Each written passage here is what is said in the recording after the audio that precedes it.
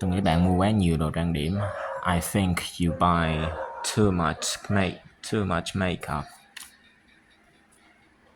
Tôi hoàn toàn phản đối nó. I'm totally against it.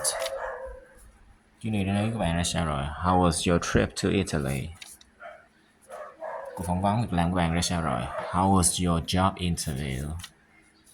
Bài kiểm tra của bạn ra sao rồi? How was your test? How was your exam? Bộ phim ra sao rồi? How was the movie? How was the film? Cuộc hẹn hò của bạn như thế nào rồi? How was your date? Ai sẽ mướn một người như nấy chứ? Who would hire someone like him? Đó, tôi kiến chọn who says I'm picky. Đó, điều đó là không thể. Who says it's impossible? Đó, tôi nói láo. Who says I lied? Đó, tôi không thể làm điều đó. Who says I can't do it? Ai đã trang điểm cho bạn? Who did your makeup? Ai đã làm tóc của bạn? Who did your hair? Luôn luôn có ngày mai. There's always tomorrow. Luôn có một lối thoát, luôn có cách giải quyết. There's always a way out. Luôn luôn có lần sau. There's always next time. Luôn luôn có hy vọng. There's always hope. Đó chính xác là nơi tôi sẽ đến. That's exactly where I'm going. Đó là chỗ bạn sai. That's where you're wrong. Đó là nơi lần đầu tiên tôi gặp cô ấy. That's where I first met her. Đó là nơi cuối cùng tôi nhìn thấy túi của mình. That's where I last saw my bag. Đó là khi trò chơi kết thúc. That's when the game was over. Đó là khi tôi nhận ra có gì đó không ổn. That's when I realized that something was wrong. Đó là khi tôi bắt đầu kinh doanh riêng. That's when I started my own business. Đó là khi tôi đã nhớ ra. That's when I remembered. Đó là bởi vì tôi vừa thức dậy. That's because I just woke up. Đó là bởi vì bạn không lắng nghe tôi. That's because you don't listen to me. Đó là bởi vì tôi không cảm thấy thích nó. That's because I don't feel like it. Tôi nghe nói bạn đến từ Pháp. I heard you're from France. Tôi nghe nói bạn đã làm tốt tại tòa án. I heard you did well in court. Tôi nghe nói bạn sẽ phẫu thuật vào ngày mai. I heard you're having surgery tomorrow. Tôi nghe nói rằng bạn đã rất mong đợi. I heard that you were expecting. Bạn đã có rất nhiều cơ hội. You've got a lot of opportunities. Bác sĩ của bạn bị xẹp. You've got a flat tire. Bạn có đầu óc đó. You've got brains. Bạn không có lựa chọn nào khác. You've got no choice. Bạn thật ngọt ngào. You're so sweet. Tốt hơn hết là bạn nên đổ rác này khi nó quá đầy. You had better dump this trash before it gets too full. Tốt hơn hết là bạn nên hạ thấp tiêu chuẩn của mình. You had better lower your standards. Tốt hơn hết là bạn nên ở lại cho đến khi nó kết thúc. You had better stay until it's finished. Bạn nghe có vẻ lo lắng. You sound worried. Bạn nghe có vẻ buồn ngủ. You sound sleepy. Bạn nghe có vẻ hạnh phúc. You sound happy. Bạn nghe có vẻ say. You sound drunk. Bạn nghe có vẻ bệnh. You sound sick. Tôi nên đem theo gì không? Should I bring anything? Tôi nên dàn nhạc nhỏ xuống không? Should I turn the music down? Tôi nên trả trước không? Should I pay in advance? Should I pay in advance?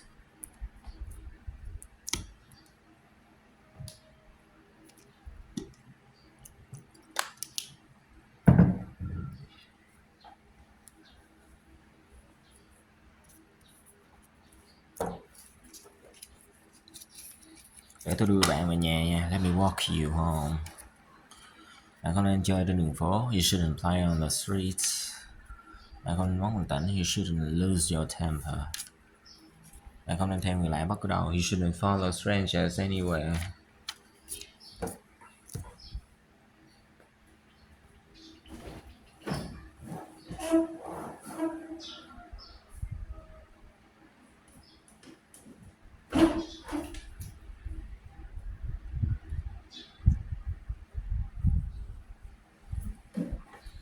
Bạn không nên cho anh ấy mượn tiền. You shouldn't lend him money. You shouldn't lend money to him.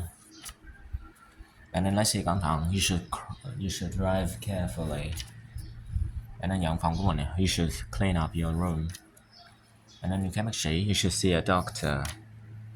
Bạn có thể thấy nó khó chịu. You might find it unpleasant. Nếu bạn không thể đến ngày hôm nay hả? You mean you can't come today? Bạn nhìn như một đứa trẻ thông minh vậy. You look like a smart kid. Bạn thật thư thái. You look really relaxed. Bạn phải chuẩn bị sẵn sàng. You have to be prepared. Bạn quên gửi cho tôi một cái nữa. You forgot to send me another. Bạn quên đón tôi tại nhà của Jason vào tuần trước. You forgot to pick me up at Jason's house last week. Bạn quên đưa cho tôi một biên lai của tôi. You forgot to give me my receipt. Bạn quên trả phiếu qua đường. You forgot to pay the toll. Bạn xứng đáng được hạnh phúc. You deserve to be happy. Bạn xứng đáng với những điều tuyệt vời. You deserve great things. Bạn xứng đáng được nhiều hơn thế. You deserve so much more. Bạn xứng đáng với nó. You deserve it. Bạn sẽ báo qua cho tôi giữa would you excuse me? Tại sao không đồng ý với điều này? Why not go with this? Tại sao không đến đó ngay bây giờ? Why not go there right now? Tại sao không phải ngày mai? Why not tomorrow? Anh quan tâm nó mắc như thế nào chứ? Who cares how expensive it is? Anh quan tâm bạn muốn ăn cái gì chứ? Who cares what you want to eat? Anh quan tâm là bao xa chứ? Who cares how far it is? Ai không quan tâm anh nghĩ cái gì chứ? Who cares what anybody thinks? Đường nào là đến công viên? Which way is the park? Đường nào là về nhà? Which way is home? Đường nào đến nông trại của chef? Which way to chef's ranch? Which way to chef's farm? Đường nào là ngắn nhất? Which way is the shortest? Đường nào hướng đông? Which way is east? Bất cứ khi nào tôi ở trên thuyền, tôi bị say sóng. Whenever I'm on a boat, I get seasick. Khi nào có cuộc họp? When is the meeting? Đám cưới diễn ra khi nào? When is the wedding? Khi nào là sinh nhật bạn? When is your birthday? Khi nào là hạn chót? When is the deadline? Dù cho cái chuyện gì xảy ra đi chăng nữa thì cũng hãy bám sát tôi. Whatever happens, stay close to me. Dù cho nói cái nói gì đi nữa, chỉ cần bỏ nó là được. Whatever he says, just ignore it. Bạn có nói gì nữa thì câu trả lời cũng là không. Whatever you say, the answer is no. Bất cứ điều gì bạn muốn chỉ cần cho tôi biết là được. Whatever you want, just tell me. Ý là gì? What do you mean? What's your point? Mấu chốt của điều này là gì? What's the point of this? Có gì khó hiểu đây? What's so hard to understand here? Có gì đặc biệt ở này? What's so special about him? Có gì hay về nó? What's so good about it? Nếu ngày mai tôi vẫn bị bệnh thì sao? What if I'm still sick tomorrow? Nếu tôi dậy trễ thì sao? What if I get up late?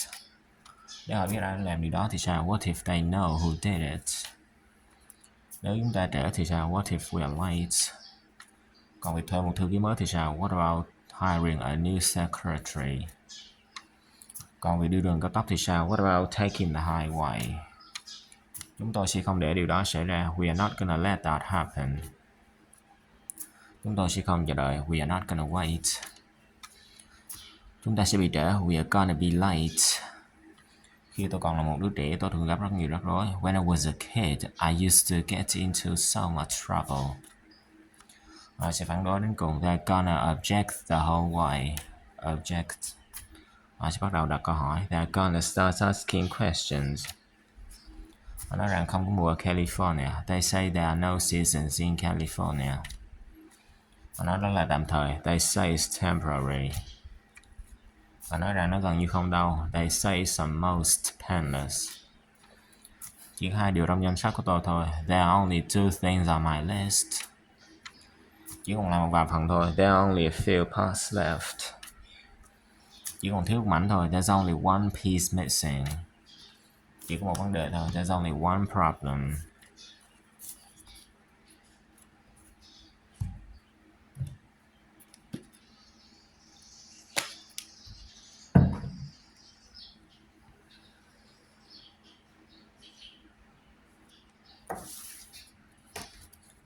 Không có gì phải lo lắng. There's nothing to worry about.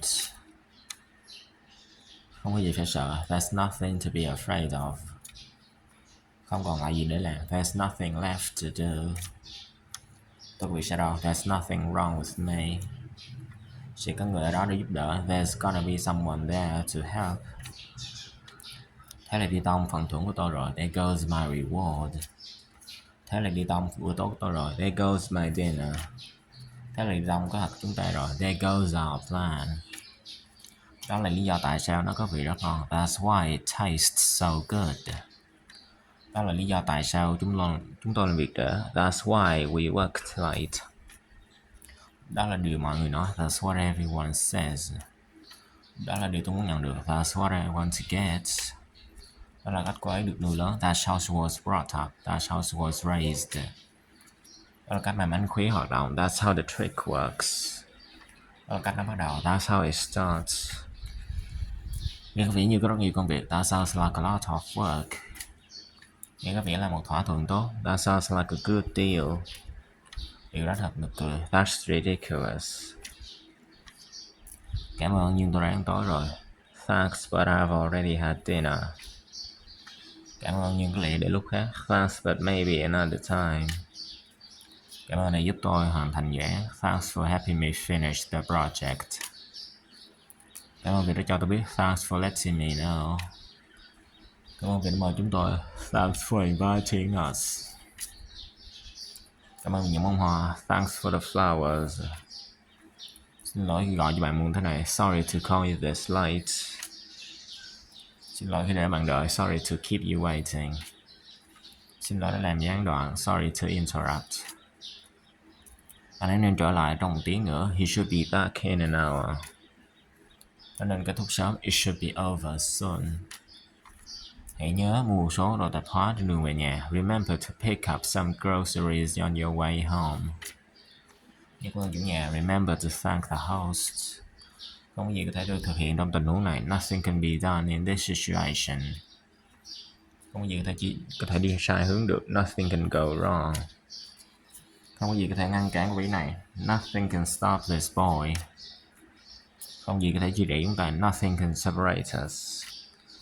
Bạn đem lại cho tôi không có gì ngoài đau buồn. You give me nothing but grief. Cô ấy chẳng có gì ngoài một khuôn mặt xinh đẹp. She's nothing but a pretty face. Cô ấy không có gì ngoài rắc rối. She's nothing but trouble. Không ai có thể sánh được với khả năng nấu ăn của cô ấy. Nobody can match her cooking. No one can match her cooking. Không ai có thể chơi trống như Billy. Nobody can play the drums like Billy. No one can play the drums like Billy. Không ai có thể khắc phục điều này. Nobody can fix this. No one can fix this. Không ai cười trước những trò đùa của anh ta. Nobody laughed at his jokes. No one laughed at his jokes. Sẽ không ai để ý đâu. Nobody will notice. No one will notice. Một khi cô ấy đi rồi thì không còn thú cưng nữa. Once she's gone, no more pets. Không còn hỏi nào nữa. No more questions. There is no questions. Không còn lựa chọn nào khác. No more options. There is no choice. Không còn thịt nữa. No more meat. Hãy chắc chắn khóa cửa trước khi rời đi. Make sure to lock the door before leaving. Hãy chắc chắn rằng nước không quá nóng. Make sure that the water is not too hot. Hãy chắc chắn rằng bạn sẽ chia sẻ với anh em của bạn. Make sure you share with your brothers. Chúng ta đừng vội phán xét. Let's not be quick to judge. Chúng ta đừng vượt qua ranh giới. Let's not cross the line. Chúng ta đừng cãi cãi với nhau. Let's not hold grudges against each other. Giả sử rằng Larry không trở lại. Let's say that Larry doesn't return. Giả sử bạn không biết về điều này. Let's say you didn't know about this. Giả sử rằng bạn đúng. Let's say that you're right. Giả sử rằng let's say that đi ăn trưa thôi. Let's go for lunch. Ở đây tôi xem nó đã sẵn sàng chưa. Let me see if it's ready. Ở đây tôi cho bạn thấy cách làm điều đó. Let me show you how to do it. Ở đây tôi xem nó đã kết thúc chưa. Let me see if it's finished. Ở đây nó chiến đấu cho it's worth fighting for. Thật đáng để bỏ thời gian. It's worth taking the time. Thật đáng để xem một lần. It's worth seeing once. Thật đáng để hỏi. It's worth asking. Đã đến lúc xem trước sản phẩm mới. It's time for preview of the new product. Thật choáng là khi chứng kiến sự kiện lịch sử này. It's overwhelming to witness this historical event. Đó là món tráng miệng thích của tôi. It's my favorite dessert.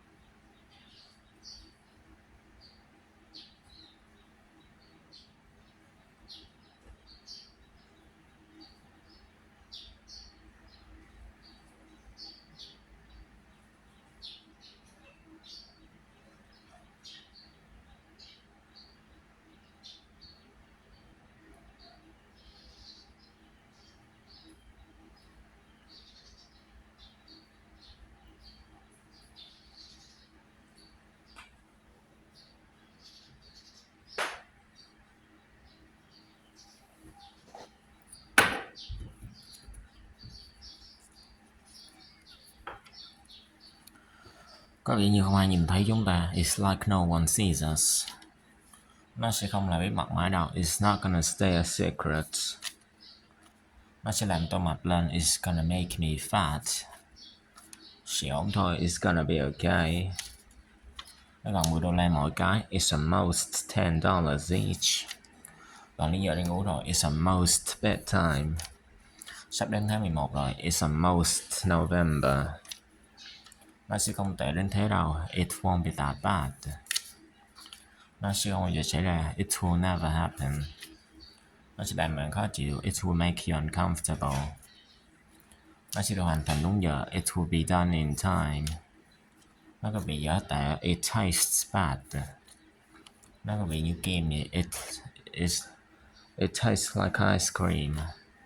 Nó có vị rất ngon. It tastes really good. Có vẻ như tôi sẽ chiến thắng. It looks like I'm going to win. Nó trông có vẻ hơi nguy hiểm. It looks a little dangerous. Nó trông hoàn toàn tự nhiên. It looks completely natural. Các bạn không thích nhóm nhạc Beatles không? Is there anyone who dislikes the Beatles? Các ai có thể dịch cái này không? Is there anyone who can translate this? Các ai sống trong hồ này không? Is there anyone living in this apartment? Các ai không đồng ý không? Is there anyone who disagrees? Đó là điều bạn nghĩ phải không? Is that what you think? Đó là điều muốn phải không? Is that what you want?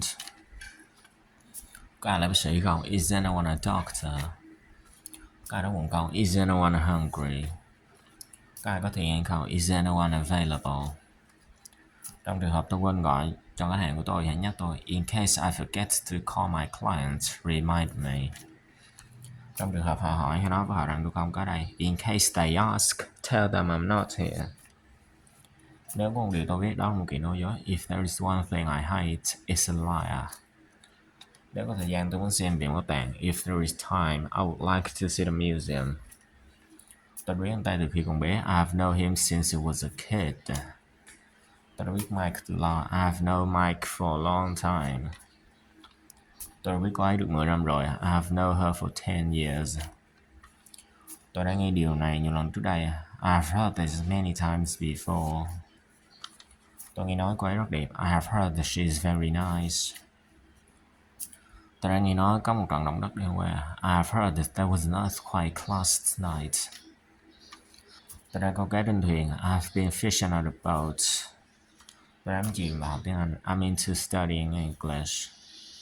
Tôi đang gặp rắc rối. I'm in trouble. Tôi mắc cỡ khi hát trước công chúng. I'm embarrassed to sing in public. Tôi lo lắng về kết quả kiểm tra y tế của mình.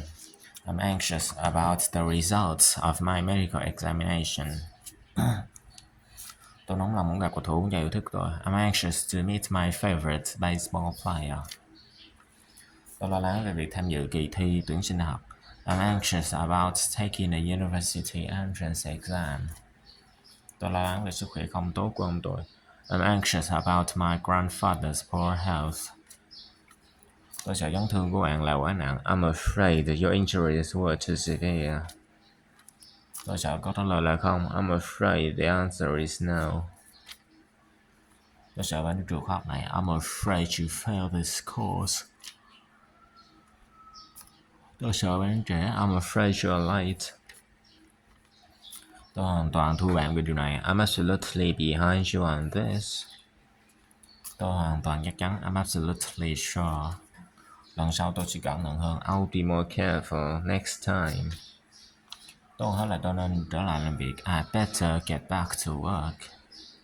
Tôi hết là tôi nên đi sửa laptop của mình. I better go get my laptop fixed. Tôi muốn một phòng bơi bơi. I would like a poolside room. Tôi muốn một chỗ ngồi cạnh lối đi. I would like now seats. Tôi tự hỏi khi nào nó bắt đầu. I wonder when it starts. Tôi tự hỏi những gì đã xảy ra đằng sau hậu trường. I wonder what happened behind the scene. Tôi tự hỏi họ có những lựa chọn nào. I wonder what kind of options they have. Tôi tự hỏi tại sao bạn từ chối lời đề nghị của anh ấy. I wonder why you refused his offer. Tôi thề tôi sẽ không bao giờ làm bạn thất vọng nữa. I swear I will never disappoint you again.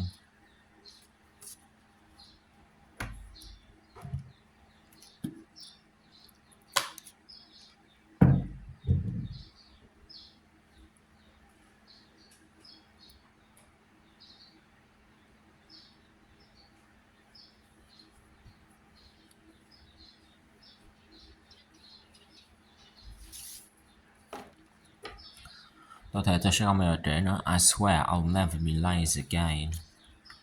Tôi cho rằng đó là cơ hội cuối cùng của mình. I suppose it's my last opportunity. Tôi cho rằng bạn cũng chưa được nghe về nó. I suppose you haven't heard of it either. Tôi cho rằng nó không phù hợp. I suppose it's inappropriate. Tôi hối hận rằng tôi đã không nhận công việc. I regret that I didn't take the job. Tôi có lẽ không hoàn thành nó. I may not make it. Tôi biết bạn sẽ hối tiếc. I knew you would regret. Tôi biết tôi có thể tin tưởng bạn. I knew I could trust you. Tôi biết bạn có thể làm được. I knew you could do it. Tôi đã biết điều đó sẽ xảy ra. I knew that was going to happen. Tôi đã quên mất buổi tiệc chia tay của Janet. I forgot about Janet's going away party. Tôi cảm thấy rằng chúng ta đang đi sai đường. I feel that we are going the wrong way. Tôi cảm thấy tôi có lẽ đã làm điều gì đó sai. I feel that I may have done something wrong. Tôi cảm thấy còn không tận tâm. I feel that you're not committed. Tôi tin rằng anh ấy đã tìm hiểu về những nghiên cứu của bạn. I believe that he found out about your studies. Tôi cho rằng bạn đã quên cuộc hẹn của chúng ta. I assume you have forgotten our appointment. Tôi cho rằng bạn ở đây là có lý do. I assume you are here for a reason. Tôi cho rằng bạn đang lảng tránh tôi. I assume you are avoiding me. Tôi đánh giá cao những gì bạn đã cố gắng làm. I appreciate what you are trying to do. Tôi đánh giá cao những gì bạn đã làm. I appreciate what you have done. Appreciate. Tôi đánh giá cao sự hỗ trợ. I appreciate the support. Tôi đánh giá cao lời đề nghị. I appreciate the offer. Tôi đánh giá cao lời khen. I appreciate the compliment. Tôi gần như đã bỏ cuộc. I almost gave up. Thật hào phóng làm sao? How generous. Thật buồn làm sao? How sad. Thật kỳ diệu làm sao? How marvelous. Thật thú vị. How exciting. Tôi có nhiều thời gian. How much time do I have? Bao nhiêu người biết về điều này? How many people know about this? Bạn đã phỏng vấn diễn viên. How many applicants did you interview? Ánh sáng có thể đi được bao xa? How far can light travel? Bạn có thể chạy bao xa? How far can you run? Bạn sẽ chuyển pizza đi bao xa? How far away do you live at pizzas? Đại bạn có thiên nói xa? How far can you go see? Thư viện có bao xa? How far is the library? Gặp lái xe của bạn như thế nào rồi? How did your driver training go? Trận đấu cuối cùng diễn ra như thế nào? How did the final match go? Cô ấy có vẻ khá ngại ngùng. She seems quite shy. Cô ấy có vẻ hào hứng về điều này. She seems excited about this.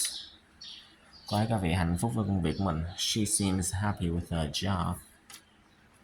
Cô ấy có vẻ buồn bã. She seems upset. Đã quên công việc và tận hưởng niềm vui một chút đi. Forget about work and have some fun. Hãy quên những gì đã xảy ra vào lần trước đi. Forget about what happened the last time. Mặc dù tôi đang rất vội, tôi sẽ chờ đến. Even though I'm in a hurry, I will wait for them to arrive. Mặc dù ở trong đây đang là 40 độ, tôi còn thấy lạnh. Even though it's 40 degrees in here, I'm still cold. Mặc dù đó là một ngôi nhà đẹp sẽ không có mua nó. Even though that's a nice house, nobody will buy it. Ngay cả khi dự án thất bại, chúng tôi cũng sẽ thu được kinh nghiệm. Even if the project falls, we will gain from the experience. Ngay cả khi trời mưa, chúng tôi vẫn dự định sẽ đó. Even if it rains, we are planning to be there. Ngay cả khi bạn nói không, tôi vẫn sẽ làm.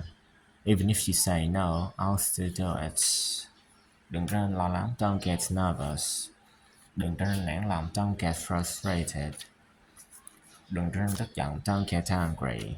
Đừng trở nên buồn, don't get upset. Đừng quá nhớ mộng, don't be so petty. Đừng sợ thất bại, don't be afraid to fail. Đừng như một đứa trẻ nữa, don't be such a child. Đừng ích kỷ nữa, don't be mean. Nó cần phải được hoàn thành trong ngày hôm nay không? Does it need to be finished today? Nghĩ gọn không? Does it sound okay? Có thấy chặt quá không? Does it feel too tight? Nghe hợp lý không? Does it make sense? Nó có giúp giảm đau không? Does it help with the pain? Có ai đem theo một bộ dụng cụ sơ cứu không? Did anyone pack a first aid kit? Có ai tình nguyện không? Did anyone volunteer? Có ai thấy những gì vừa xảy ra không? Did anyone see what just happened? Có ai gọi cho tôi không? Did anyone call me? Có ai biết người nào chịu trách nhiệm không? Does anyone know who's in charge? Có ai cần sử dụng điện thoại không? Does anyone need to use the phone? Có ai có thể nói tiếng Anh không? Can anyone speak English? Tại sao bạn lại trở nên thiếu kiên nhẫn như vậy? Why are you getting so impatient? Tôi đang trở nên phát ốm và mệt mỏi trong trò này. I'm getting sick and tired of this game. Nói dần thấy lo lắng. He's getting nervous. Tôi không có bằng chứng thực tế. I don't have any actual evidence. Có những người khác có liên quan đây. There are other people involved here.